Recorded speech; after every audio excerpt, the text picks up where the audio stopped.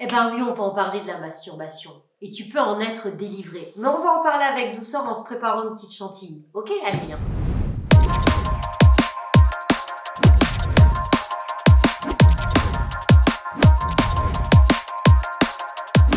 Bienvenue dans les recettes de Sarah.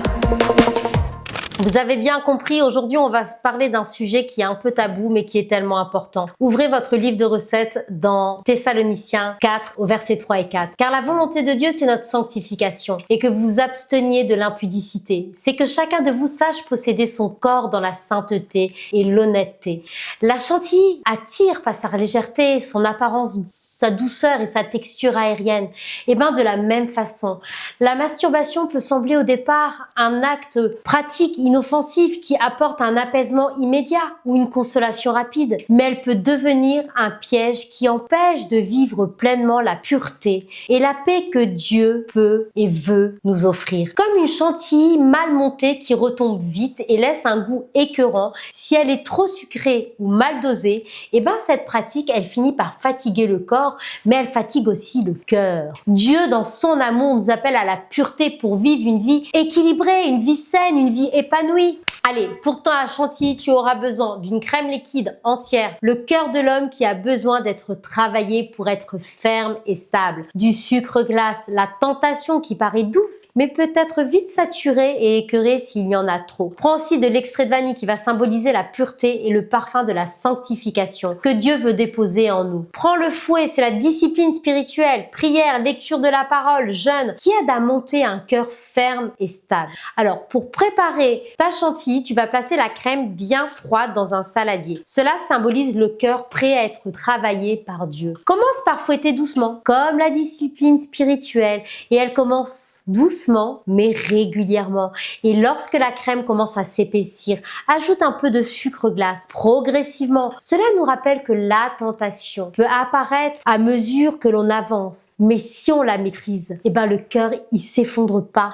Ajoute quelques gouttes d'extrait de vanille, comme pour accueillir la présence de Dieu qui parfume notre cœur et nous aide à rester purs. Et enfin, fouetter jusqu'à obtenir une texture ferme mais légère, comme un cœur ferme et stable, rempli de pureté. Dieu, il nous a créés avec un corps merveilleux et la sexualité est une bénédiction lorsqu'elle est vécue dans le cadre voulu par celui qui l'a créé, comme le mariage. Lorsque nous vivons dans la pureté, cela nous libère d'une culpabilité inutile. Ça restaure notre confiance et nous permet de nous rapprocher de Dieu avec un cœur léger. Vous savez, être délivré de la masturbation permet de mieux maîtriser ses émotions, de retrouver une paix intérieure et de vivre de ses relations, présentes ou futures, avec plus de respect et de profondeur. Et c'est aussi une belle manière de s'honorer soi-même et d'honorer Dieu, parce que la masturbation, même si elle peut sembler anodine ou naturelle, finit souvent par entraîner de la culpabilité, de l'isolement et un cercle vicieux d'impulsions incontrôlées. Cela peut fausser la vision de la sexualité, enfermer dans la honte, couper progressivement de l'intimité avec Dieu. Tu sais, comme une chantilly qui va être trop battue et qui tourne au beurre.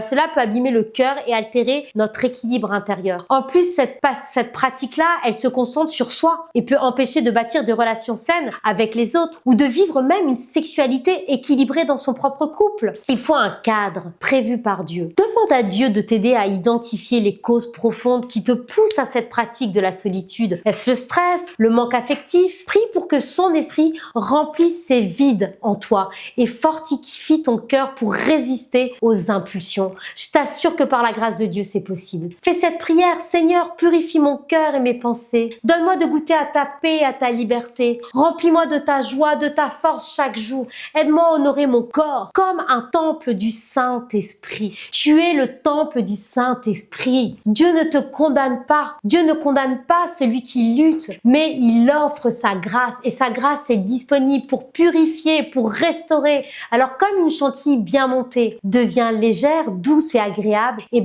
Dieu, il désire que ton cœur soit pur, que ton cœur soit léger et rempli de sa paix. Il ne s'agit pas de se laisser décourager si l'on est tombé, mais de se souvenir que Dieu est fidèle pour relever, fortifier, aider à marcher dans la sanctification et et avec son aide, il est possible de retrouver une stabilité, une sérénité intérieure et de vivre une vie libre et épanouie, alignée avec sa volonté. Alors rappelle-toi où le péché a abondé, et la grâce de Dieu a surabondé dans ta vie. Alléluia. Que Dieu te bénisse abondamment et dis-toi que tout est possible à celui qui croit. Que Dieu te bénisse et à très bientôt dans les recettes de Sarah.